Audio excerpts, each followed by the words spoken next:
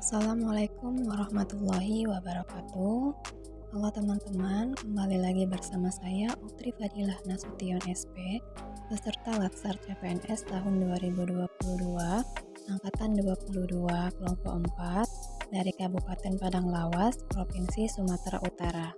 Kali ini saya akan membahas learning journal mengenai kedudukan dan peran PNS dalam NKRI dengan pengampu materi Bapak Dr. Randus Muhammad Kahfi MSI.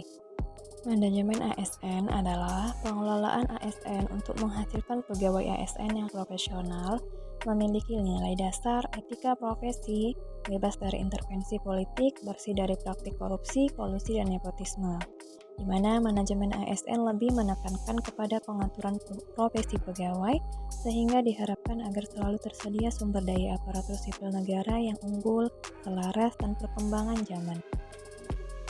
Pegawai ASN itu terbagi dua. Yang pertama pegawai negeri sipil yang disingkat dengan PNS.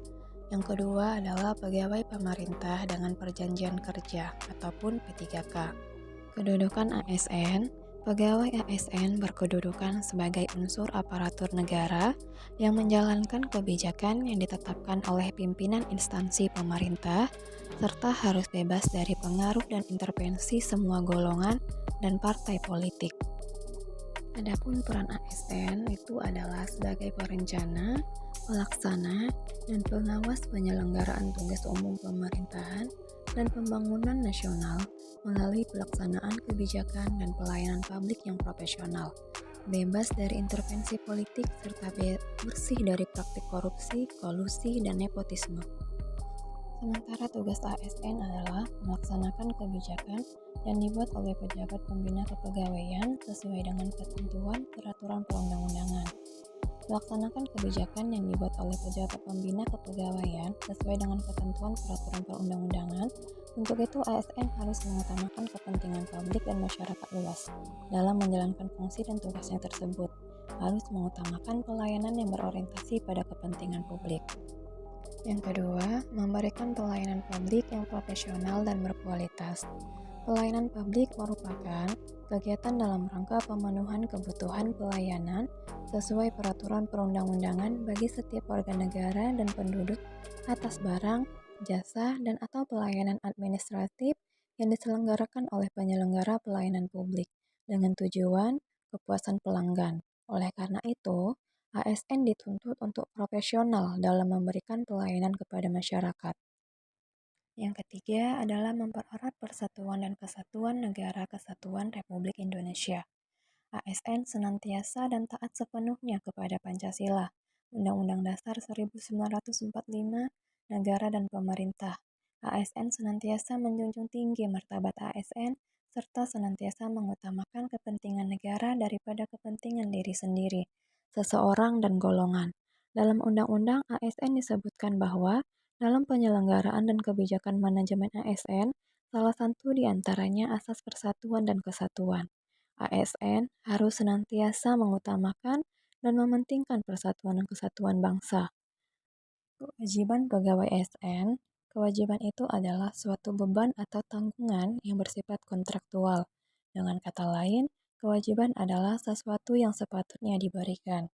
Adapun kewajiban pegawai ASN adalah setia dan taat pada Pancasila, Undang-Undang Dasar Negara Republik Indonesia tahun 1945, Negara Kesatuan Republik Indonesia, dan pemerintah yang sah.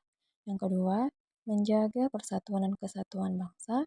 Yang ketiga, melaksanakan kebijakan yang dirumuskan pejabat pemerintah yang berwenang. Yang keempat, menaati ketentuan peraturan perundang-undangan. 5. Melaksanakan tugas kedinasan dengan penuh pengabdian, kejujuran, kesadaran, dan tanggung jawab. 6. Menunjukkan integritas dan keteladanan dalam sikap perilaku, ucapan, dan tindakan kepada setiap orang, baik di dalam maupun di luar kedinasan. Yang ketujuh, menyimpan rahasia jabatan dan hanya dapat mengemukakan rahasia jabatan sesuai dengan ketentuan peraturan perundang-undangan. Adapun yang kedelapan, bersedia ditempatkan di seluruh wilayah Negara Kesatuan Republik Indonesia. Kode etik ASN bertujuan untuk menjaga martabat dan kehormatan ASN. Adapun kode etik yang pertama sebagai pedoman, panduan birokrasi publik atau aparatur sipil negara dalam menjalankan tugas dan kewenangan agar tindakannya dinilai baik. Yang kedua, sebagai standar penilaian sifat, perilaku, dan tindakan birokrasi publik atau aparatur sipil negara dalam menjalankan tugas dan kewenangannya. Yang ketiga, etika birokrasi penting sebagai panduan norma bagi aparat birokrasi dalam menjalankan tugas pelayanan pada masyarakat dan menempatkan kepentingan publik di atas kepentingan pribadi, kelompok, dan organisasinya. Etika diarahkan pada kebijakan yang benar-benar mengutamakan kepentingan masyarakat luas. Cukup sekian pembahasan dari saya. Semoga bermanfaat. Terima kasih. Wassalamualaikum warahmatullahi wabarakatuh.